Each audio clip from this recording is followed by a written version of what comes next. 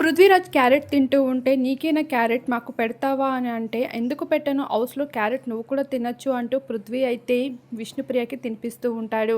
ఇక అంతలోని కిరాక్ సీత హౌస్లో క్యారెట్స్ అందరూ కూడా తినచ్చు అంటూ చెప్తూ ఉంటుంది. అలానే తన టిఫిన్ అయితే తను ఒక సైడ్కి తెచ్చుకొని తింటూ ఆలోచిస్తూ ఉంటుంది. ఇక పృథ్వీరాజ్ కూడా తన దగ్గరికి వచ్చి డైనింగ్ దగ్గర కూర్చొని ఉంటాడు.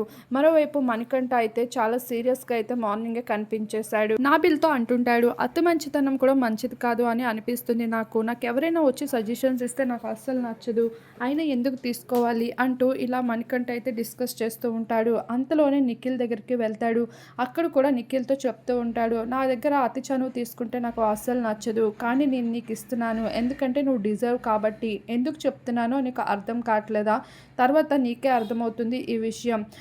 అతి చనువు ఎవరికి ఇవ్వకూడదు అంటూ మణికంఠ అయితే మాట్లాడుతూ ఉంటారు నిఖిల్తో. ఇక నిఖిల్ అయితే తన హెయిర్ని డ్రై చేసుకుంటూ అయితే సరే సరే అంటూ లైట్ తీసుకుంటూ ఉంటాడు. మరోవైపు కిచెన్లో నవీన్, మిగతా నాబిల్ వీళ్ళందరూ అయితే కుకింగ్ సెక్షన్ కోసం బిజీగా ఉంటారు.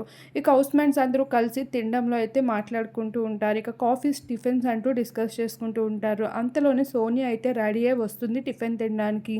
ఇక ఫైనల్గా హౌస్లో ప్రస్తుతం చాలా కూల్గా నామినేషన్ కోసం అయితే డిస్కషన్స్ జరుపుకుంటూ ఉన్నారు.